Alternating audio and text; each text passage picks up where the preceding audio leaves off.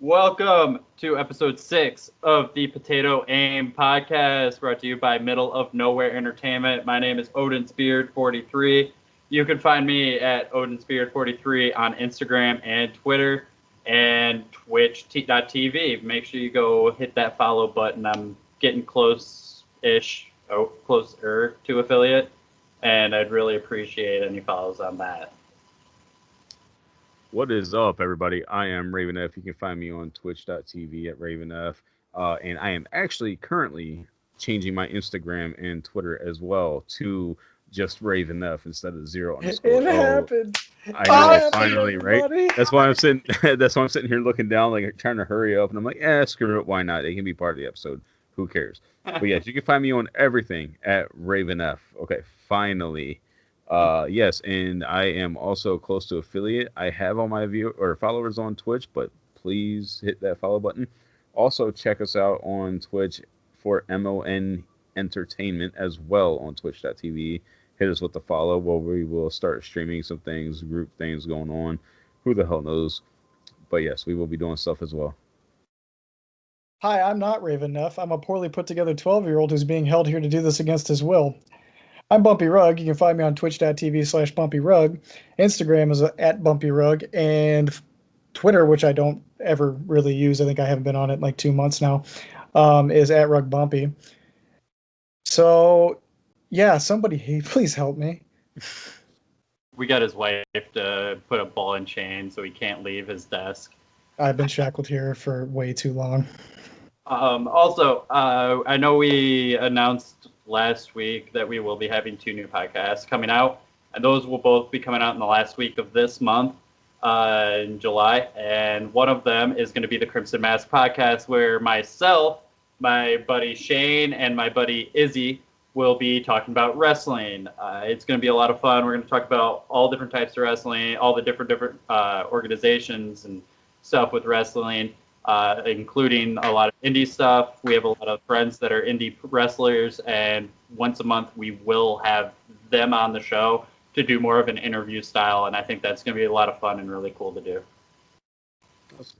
And along with that, we will also be bringing out Off Tackle, which will be a podcast done weekly dedicated to football news, previews for the games coming up. We'll be aiming to do that right around the start of training camp. That's the words right there, training camp. I know words good. Sorry, guys. Yes, so, and we'll be breaking down some games and everything from using the NFL Game Pass. Probably with that, I think we might focus on our personal favorite teams or maybe some division leaders or whatever going to the playoffs. Who knows? It's going to be fun. It's going to be talking about football. So, yeah, if you love football, please hit that follow button, hit that subscribe button, and check it out. Go Bears! Yay, Ravens. Sports. I like shooty hoops. All right, so today's episode is going to be over a little bit at the end. We're going to talk about canceled games, stuff like that, that we wanted to see come up, but they didn't. But first, we're going to kind of jump into what's going on in the game community and stuff like that. Big thing, Dr. Disrespect, off of his ban, back on Twitch. For those of you that don't know, he got banned back during E3 because he did a IRL stream that was really, really good. If you get a chance, go to his page, check it out. It's actually really funny seeing him be in character. He had his bodyguard there. That was a guy that was like half his size. I mean, just jacked up little dude who was following him around, like had tack vests and stuff. It was a good time. But he unfortunately went into a bathroom to do a scene where he was just like kind of hovering over the door of a stall. And apparently, I think it was in the California statute, you're not allowed to like record in a public bathroom or something like that. And I don't know if somebody on his staff just failed to tell him that, or nobody really knew, or they were just in the moment recording. But other than that, he had a couple week ban. He's back on Twitch now. He peaked at 81.1K followers viewers was his high, and he averaged around the 40K area, which is huge. I mean, he averages around, I think, 30, 35K, maybe 40K on a good day anyways. But he came back. His opening to the entire thing was like a 9-minute intro that he kept claiming he spent $250,000 on. And the production quality was really good. I wouldn't be shocked if he spent quite a lot of money doing it.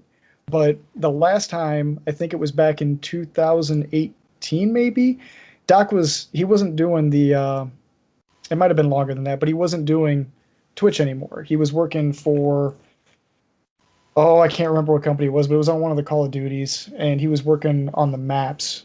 And then he came back. Yeah, sorry, he was working for, I believe it was Raven.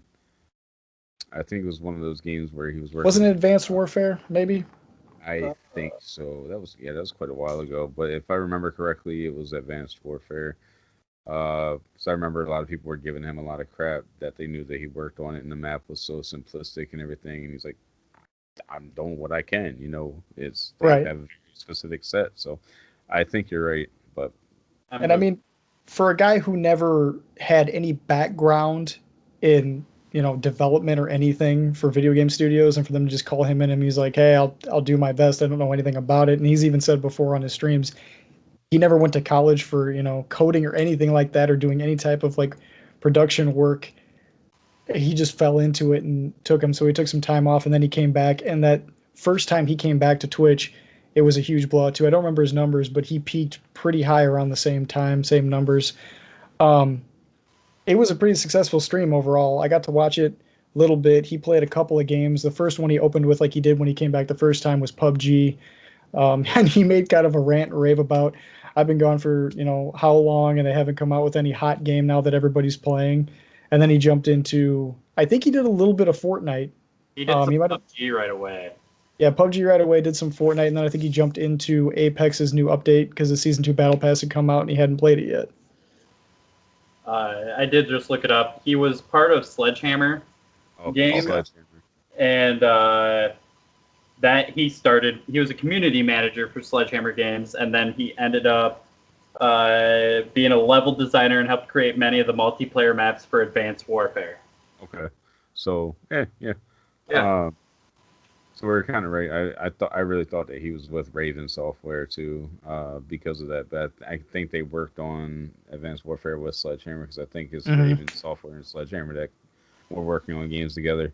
I mean, I got a couple of thoughts on Dr. Disrespect. He does fantastic quality. Like, I haven't seen any of his stuff since he got back. I've been busy, haven't been able to take a look at it. So I really want to stop and see what this intro is like and kind of see what the hype is about it.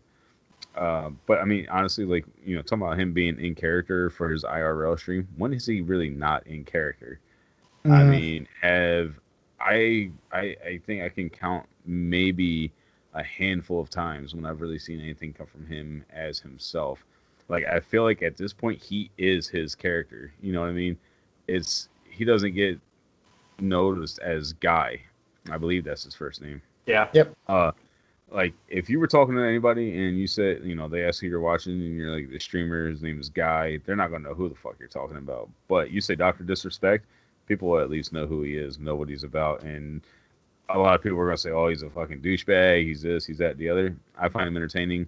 He can be annoying at times, but so can every other major streamer, except for a couple that just sit there and stare at the screen. So proud. I wasn't going to put anybody on blast like that. Got to give props to the two-time, though. He came back, and he came back. A lot of violence, speed, and momentum. Second time coming back, too. Yeah. I was really hoping that somebody would have said, yeah, he came back sitting on a gaming chair that was made like a toilet or something like that. I would have lost it. And he did make a comment.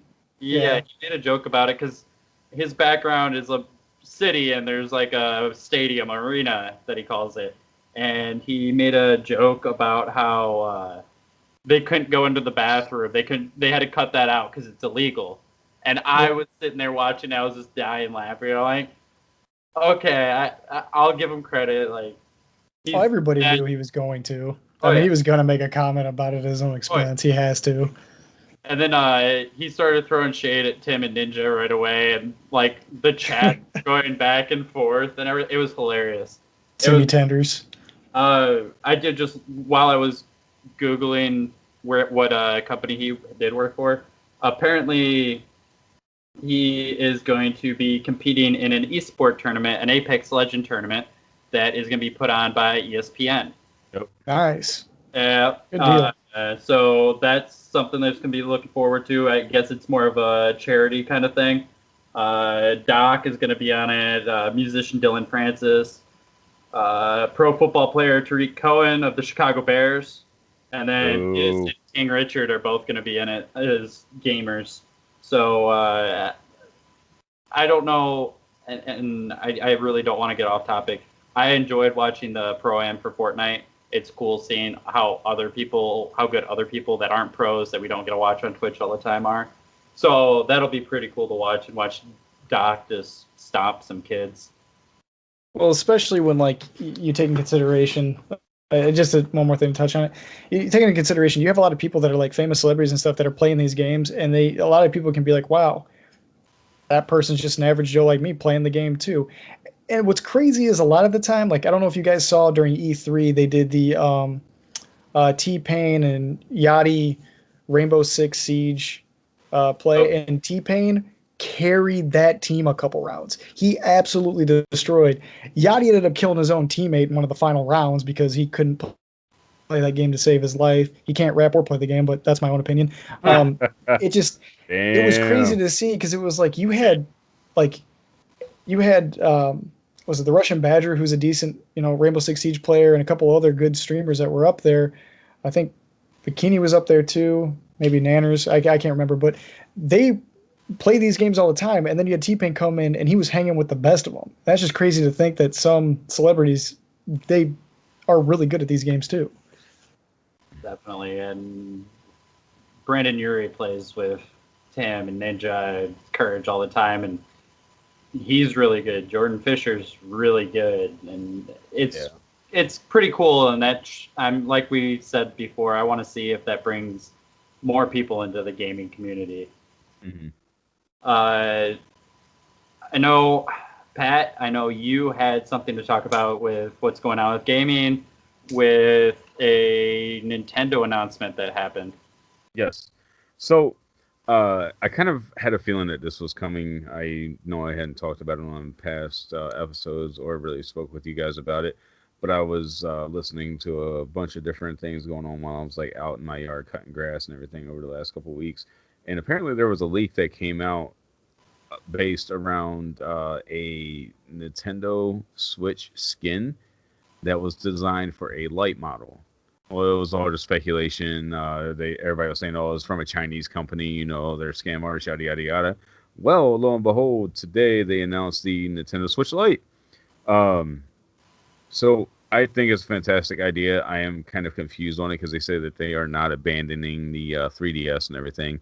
The 3DS is still going to be around, still going to get full support and all that good stuff. But what I'm confused about is the fact that the Switch Lite is not going to be fully capable of everything that the basic Switch model is. And I don't mean just being able to dock it and play it on your TV, which you will not be able to do with the Switch Lite. It's going to be solely portable. You cannot detach the Joy-Cons or anything. But from the sounds of it, there's going to be some games and things that might not be compatible with as well, because they said that games that get released will say Switch and Switch Lite compatible, or it'll say Nintendo Switch compatible with Switch Lite. And if that's not designated on there, then it will not be compatible with the Switch Lite. Now, the major thing about it is that it will be compatible with Pokemon Sword and Shield, which, that's a given. I figured anyway. That's all that matters. For a lot of people, yes. But I'm kind of like, I don't think the new Zelda titles will be. Like the remake of Link's Awakening, I'm sure will be. But I don't know if anything beyond that, like the sequel that's coming out, I really don't know if it's going to be compatible. Just some quick specs on it. The screen resolution will be 720p, not too terrible, I don't think. But the screen will only be 5.5 inches from the original Switch 6.2, which still, that's a pretty decent size handheld. It's average. Gaming. It's average size. Okay, so and it says that the Switch Lite will no longer be able to connect to TVs via USB-C and HDMI. So that basically, again, means that it's going to be purely handheld. Again, the Joy-Cons can't disconnect from it. But I do know what a lot of people are interested about is the D-pad that's been added to the Switch Lite. Yeah. So, and they said that it's not coming to the Switch, the standard Switch model, the Joy-Cons or anything like that. So it's going to be a Switch Lite exclusive. It says a headphone port is still there, but no Bluetooth. I don't understand why they wouldn't add Bluetooth support to it. I wouldn't think that is that difficult, but it is what it is. So my question to everybody is like, do you think that this is going to be a viable thing? Like, is this something that you guys can really see people purchasing? For me, I think it's something that people might purchase for their kids that, want to Switch, but they don't want to go out and spend $300 for another gaming system when most of their kids are just going to play it on the go anyway and probably only really have it for Pokemon. Oh, and they will have a special edition design for Pokemon as well that has like the Sword and Shield Pokemon on the back, the 2 new legendaries etched into the back of it. So I think that'd be pretty cool. Just buy the regular Switch. Just buy the regular one. There's so much more stuff that comes with it. But the only thing, like, I get wanting the more a better battery. That I understand. That's pretty much the only thing. I personally would give up the better battery, though, to play all the games. Oh, not yeah. This Switch game's coming out, but I can't play it because I got the Switch Lite.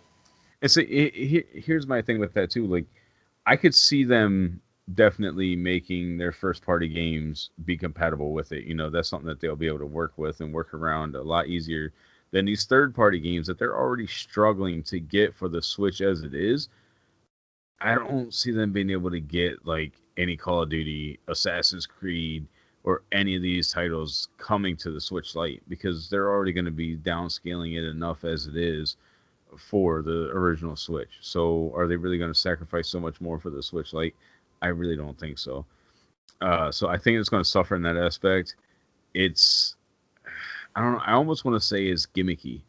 It is. What I mean? Like it's like the PlayStation 4 Slim, the Xbox 360 Elite, the Xbox One, I can't even really say the S, but after they changed from that big, bulky VCR model to the smaller, more sleek, and a bit more aesthetic model, this is just, I'm confused about it. I think it's going to go the way of the PS Vita. Yeah, that's exactly what I was thinking. You got the PSP, and then you got the PS Vita. And then you got the 3DS that's still going to be around and that they're supporting. You got the 2DS, so I really don't understand it. Now, if they had said, hey, here's a lighter, longer life battery that is still going to be able to play every single game that you want, but you're not going to be able to hook it to your TV. That, I think, would have been awesome. But I think... I think this is... Because, correct me if the Pokemon Sword and Shield, that is just going to be on Switch. It's not going to be on 3DS, correct? Yes, they're not doing it on Switch. Or they're not doing it on 3DS, yeah. That is why they're making the Lite. I feel like that would be the only reason. Here's the thing, though. Sorry, I didn't mean to cut you off. No, you're good. Plead your case to the jury. Go ahead. No, literally. That's the only reason that I think they would do that for people that just want that game, just want to play it on their little handheld like they have for 20-some years. And that's it. They don't want to buy a Wii or a Switch and get this big console, big thing to play on or whatever. They just want to play it on their little handheld like they have for 20 years. Yeah. Okay.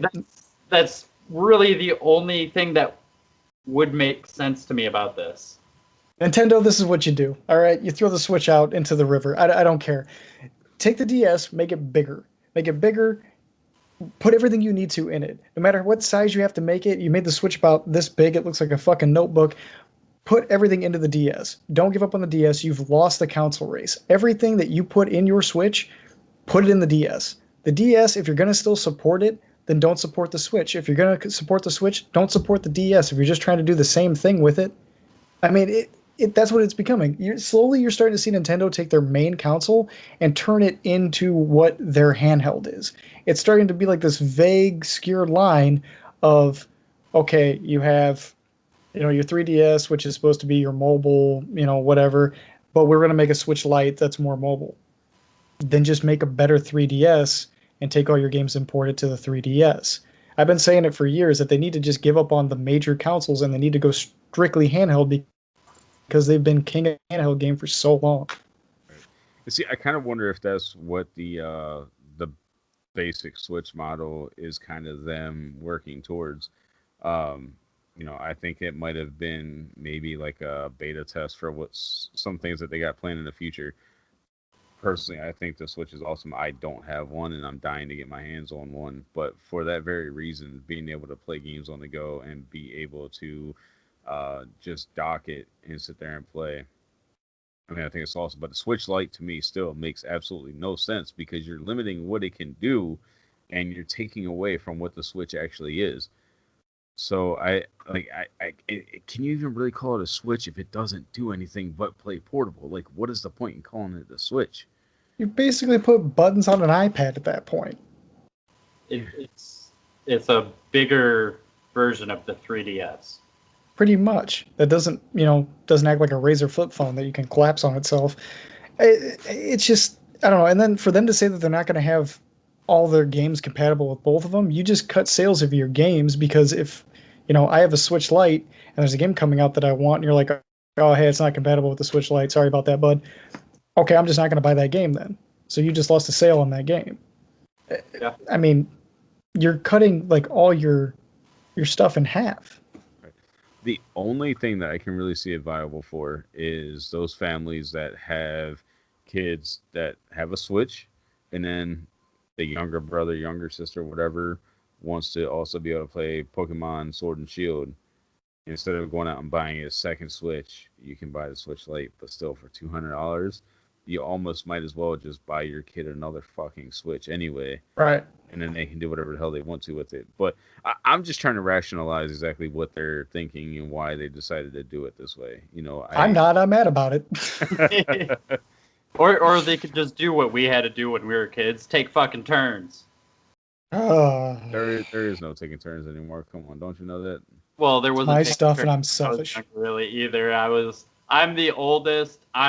This is my time to play the damn game. Get the fuck out. I got one rule: don't touch my shit. Especially set. Moving on. And last thing before we move on to the next topic, the Switch Lite, for all of you out there that will be purchasing it, it'll be out September 20th, and the special edition Pokemon Sword and Shield.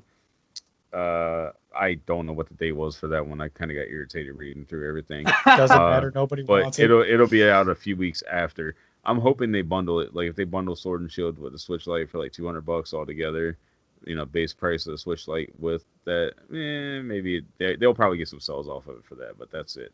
If any Nintendo coasters. If any of our viewers or listeners end up getting the Switch Lite, let us know how it goes. Don't let us know. Unsubscribe. Get out of here. Wow. That just means go unfollow Bumpy and follow Raven F and Odin Spirit. That's fine. On Twitch. You'll be in a better place. All right. Well, along the lines of a new console and everything, Bumpy, I know you and Raven F wanted to talk about the Oculus Quest. Mm-hmm. That's really worked up about it, apparently. I don't know what he's doing. It looks like he just stubbed his toe. No, actually, my dogs were just running around in here, and my phone fell off my table and cracked me in the kneecap, and it fell on my freaking big toe, and I'm having a horrible night here, guys. I apologize. Don't worry, I got the first portion of this, I guess. So yeah, you got the Oculus Quest coming out. It's an Oculus Rift, except you don't have to have a bunch of stupid cables plugged into your PC to run it. You actually can just put it on, run it straight there. I've actually seen gameplay of Trouble in Terrorist Town played on it, which was really cool. They also had The Forest. If you haven't played that, it's like a survival horror-ish game. There's talk about a Splinter Cell, an Assassin's Creed, and I think it was like a first-person kind of Call of Duty-ish or Battlefield-ish game. And I saw gameplay on that. It actually pretty cool. You have to manually like reload your weapon, stuff like that. And it's not, I know when Doom VR came out, it was kind of weird because it was like it showed a square in front of you. And when you hit the button, like you move to it. This one, it's all like Joy-Con kind of ish where you just walk and move to it. I kind of wonder if I've seen the same thing, like, because some of the gameplay videos I've seen, I don't even know if it was on the Oculus Quest, but you had to actually like reload your gun and you had to pull your Charging handle back. charging handle. Sorry, I'm blanking. Me no words good.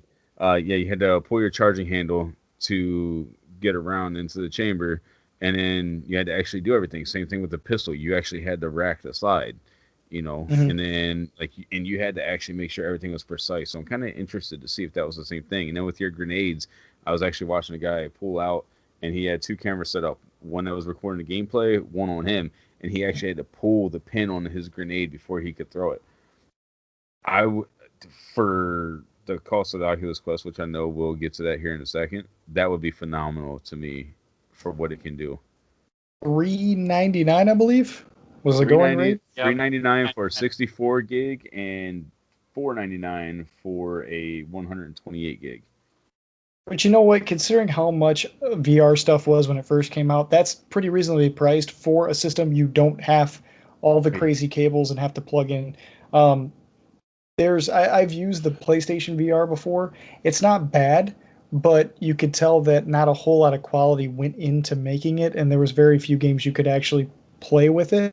It was more of a gimmick, and for the price, I can't remember how much it was, but it was a ridiculous amount of money to have to pay on top of a system for it. This, you're just buying it as is, and it's good to go.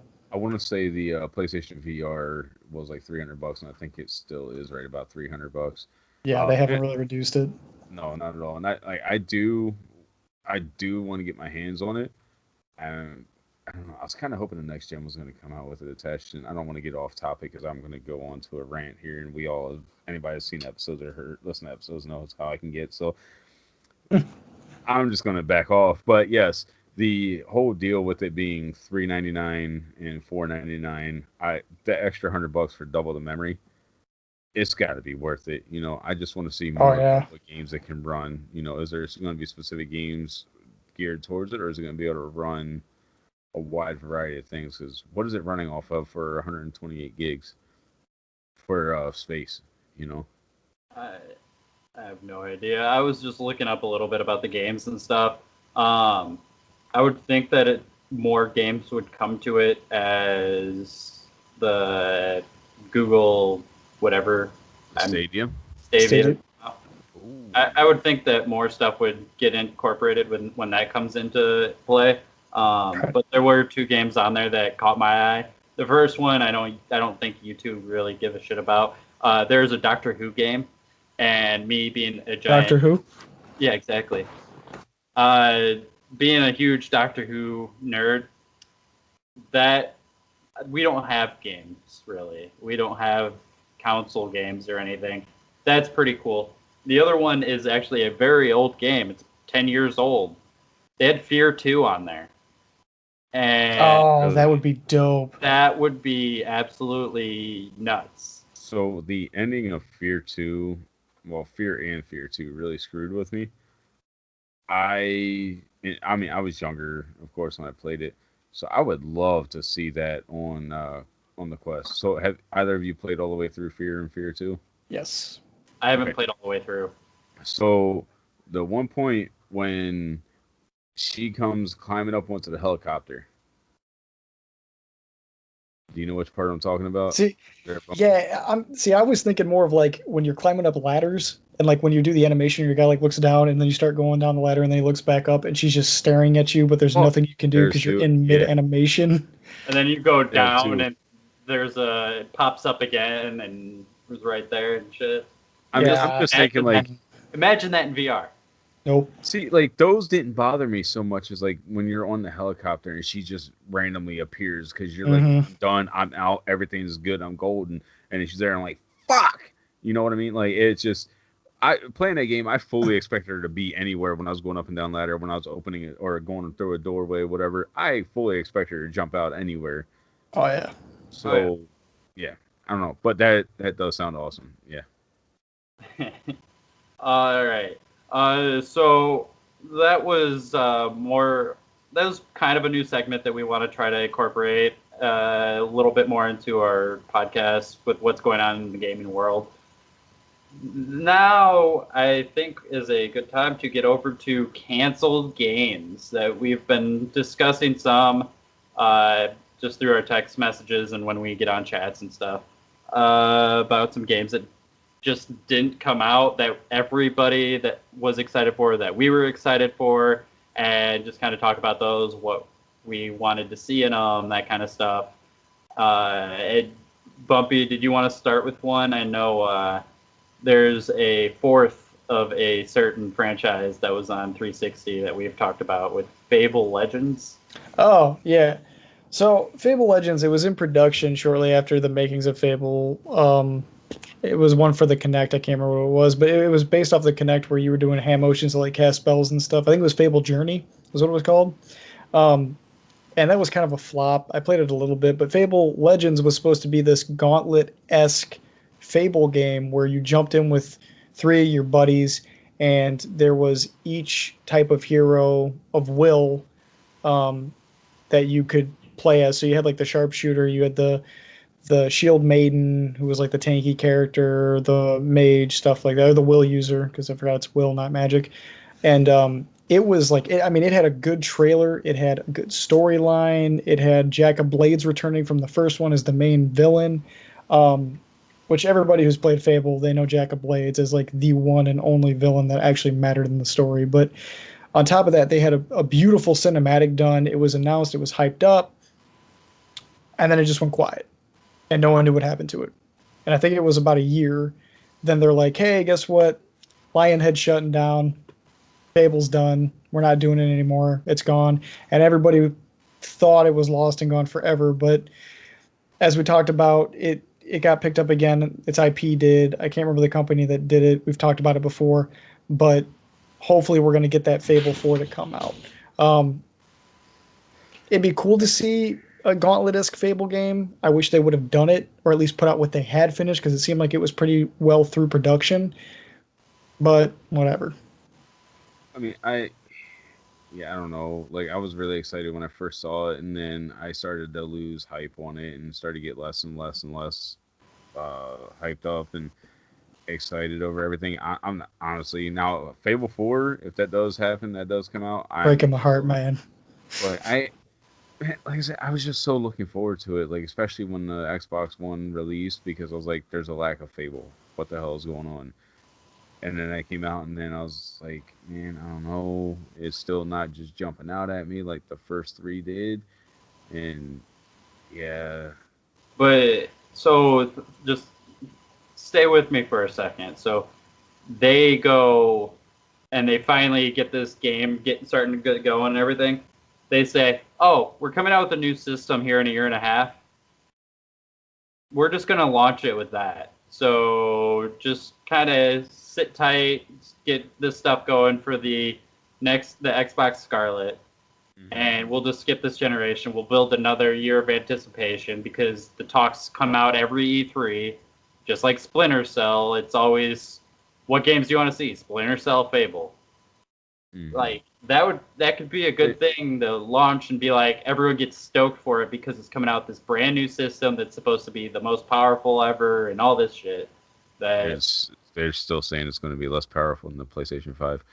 Nobody cares. Anyway, but no, I mean, that'll definitely be a major selling point for me. And I know we've talked about it on previous episodes as well.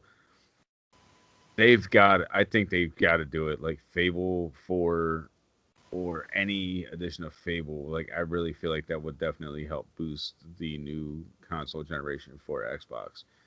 And that Fable is one of those games that, honestly, with the talks of taking different exclusives cross-platform, Fable is one that I want to stay solely on Xbox. I don't want it to be on anything else. I don't even want it to be on PC, quite honestly. Like, I want that to be an Xbox exclusive, because when it came out, like when it first launched, it was so uh, so innovative, basically, with the depth that you could go through with, all the marriage sequences and, buying your house and stuff like that on console that we really didn't see that often. And then it took it even farther in depth with all the diseases that you could get, and then the good and the evil, and so many different things that happened within the game. Yeah, I'm excited for it. I hope they don't let us down, but I have no faith at this point for Fable 4. So, Gonna ruin my dreams. real quick, I never played a Fable game. I know we've talked about that on here before. Out. Don't act surprised. I, We've talked. Out. We only got games that all like me and both my brothers would like to play, and neither of them like fantasy, sci-fi, anything like that. But Blasphemy. I teased an older game today on my stream. I teased a game that I hadn't played before. It was an older game that was on Xbox Game Pass. I did download Fable Anniversary. I plan on playing that on my stream sometime soon. So don't play any other ones. Just play that one. That you mentioned that because you said you hated the end of 2. Yeah, I didn't like the final boss at the end of 2. I should just say that. So I don't know. I'm gonna play 1. I know I have tons of other games that I need to play too. So I'm gonna start playing 1. I think that's gonna be one of my solo stream nights and one of my 1-hour nights. I'll just do that for an hour. But I'm really excited too because everything that I've heard is amazing about that first.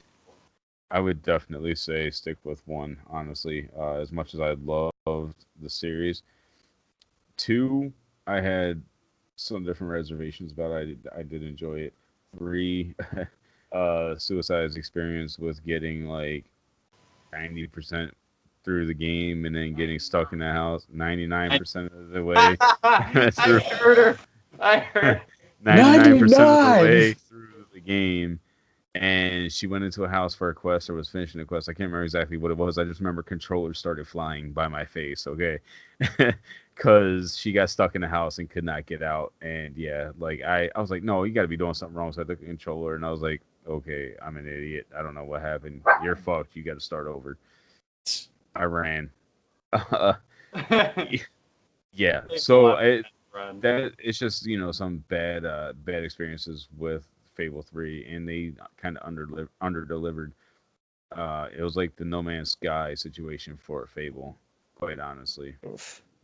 Yeah. We don't talk about that. No. So another game that I wanted to bring up was Silent Hills. This game came out with a playable trailer, PT, that had you playing a character nobody knew who he was.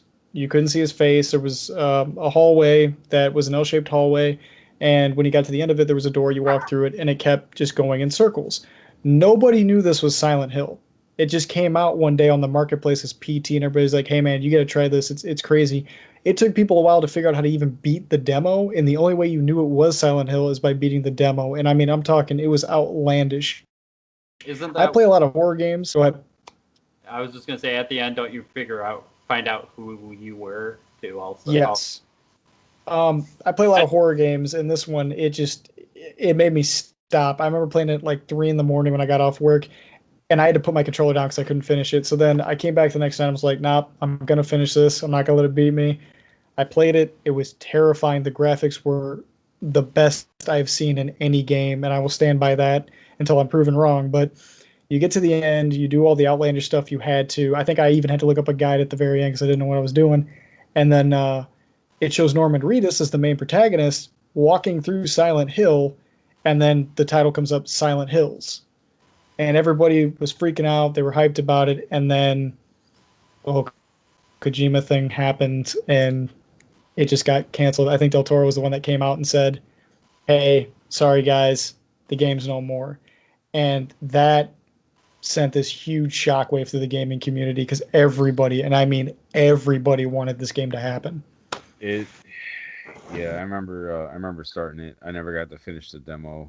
I kind of got confused on a few points, but I was taking so much in, and so much of it was almost hyper realistic with the visuals. I was like, "Holy hell, man!" And I can only imagine playing that on a high quality VR set. You know what I mean? Like, Jesus Christ, talk about a fucking heart attack waiting to happen, man. Good God. But yeah, somebody's got to buy it up, man. Somebody please buy up the title, buy up everything, and get it going. I've heard some rumors. I don't know if that's what you're about to get to.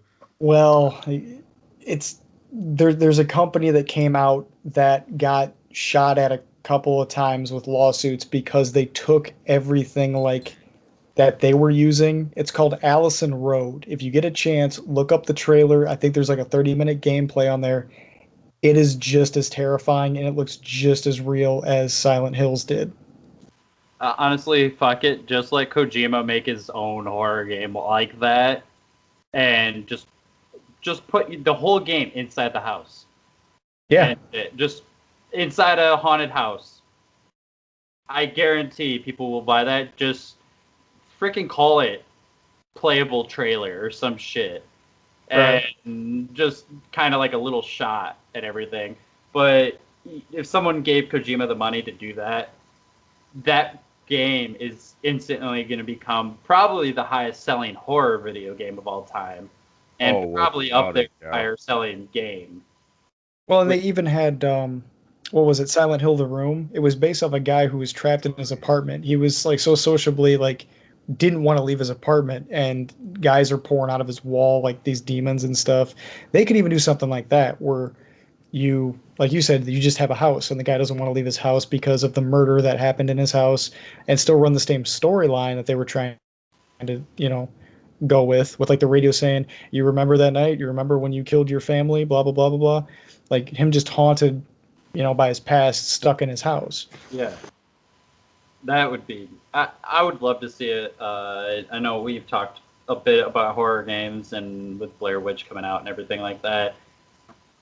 I'm excited. I think we're starting to get some more and better horror games, and we'll see where that goes. Hopefully we get another Kojima horror. And, yeah. And Death Stranding looks more action than horror, but we'll see when that comes out. Another game that I know we wanted to talk about came out on E3, had this huge trailer. It was going to be one of the big releases of the year and everything. And then it got delayed, I think, if I remember correctly. It got delayed first, and they're just like, yeah, we can't make this game right anymore, so we're canceling it. And that would be Scalebound. Yeah. And I know people that remember the trailer. You're running around, and there's these giant fucking dragons everywhere. And it absolutely looked phenomenal. It looked so much fun to be able to ride a dragon and all that kind of shit. And then they just, like, pulled the carpet from under our feet. And we got nothing.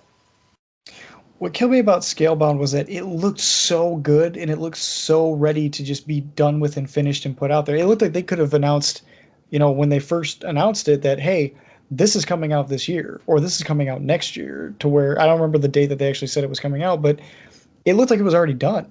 And I mean, it looked amazing. Like, who doesn't want to like ride the coattails of Skyrim in a sense and be like, hey, here's a big dragon and you're playing this Devil May Cry-ish character style gameplay, and you can also jump on top of a dragon and fly around and do a bunch of crap.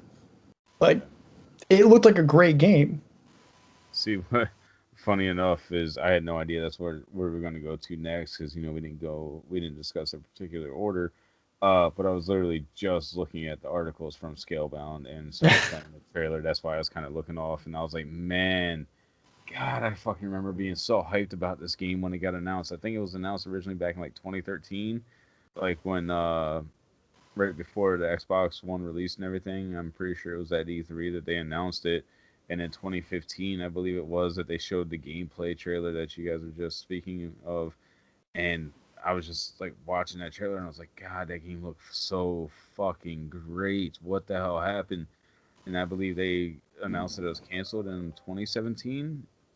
I mean, does anybody remember? Yeah, I'm Googling it.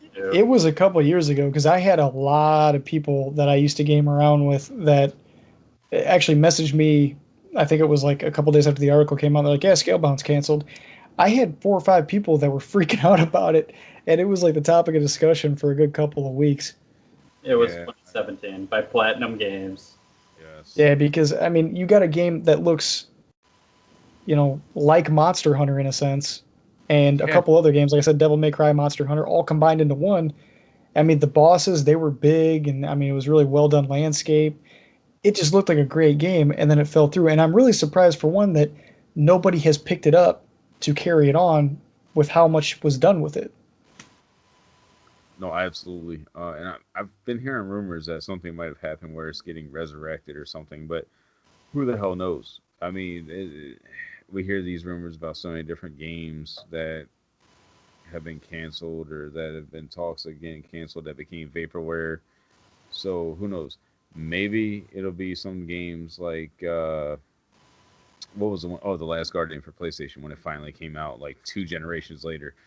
Maybe we'll get lucky and see some of these other ones randomly pop up.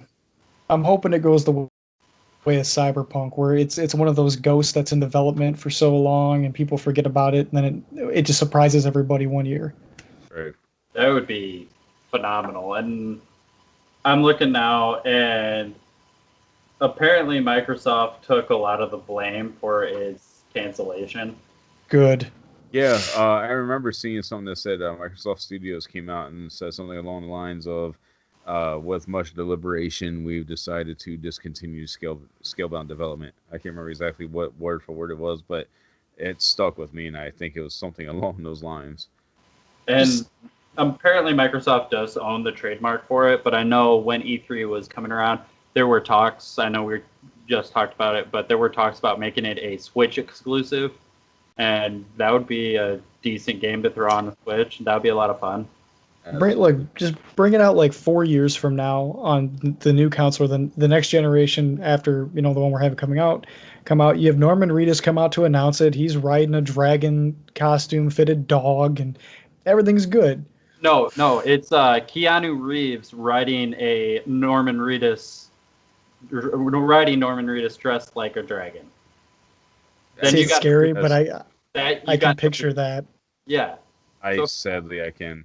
But I was going to say, like, in the next 4 years, who knows? They might have enough shit done to where they can create a live-ass fucking dragon and actually have it out there on E3. Like... Tetris 2023. I'm hoping for it. Let's get it. God. Oh, man. So apparently we're starting to get a little bit tired and getting out there with our what we're just talking about. That's not outlandish. That could happen. Yeah, okay. All right, so next week we will have another episode of the Potato Aim podcast out.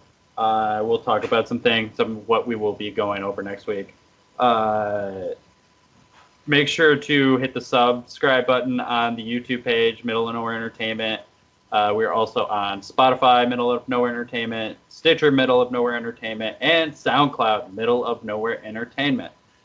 Make sure to go hit follows on Twitch for all three of us, Oddsbeard43, Raven F, and Bumpy Rug. Did you guys have anything to say before we took off? I love Lamp. That's your go-to. I love Lamp. I mean, all I can really say is anybody that's watching, listening, anything like that, check us out on Facebook, Middle of Nowhere Entertainment.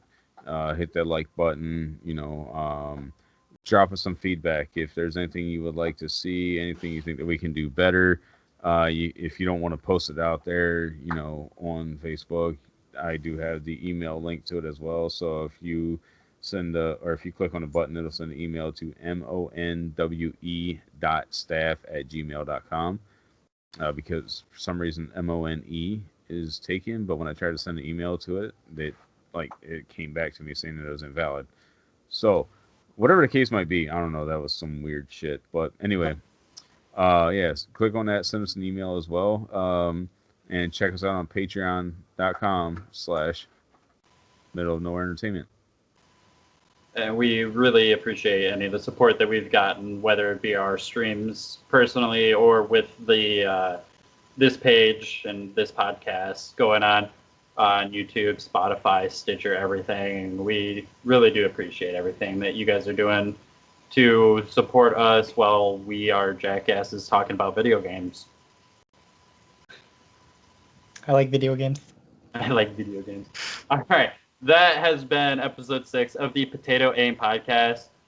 We will be back next week, so stay tuned for that.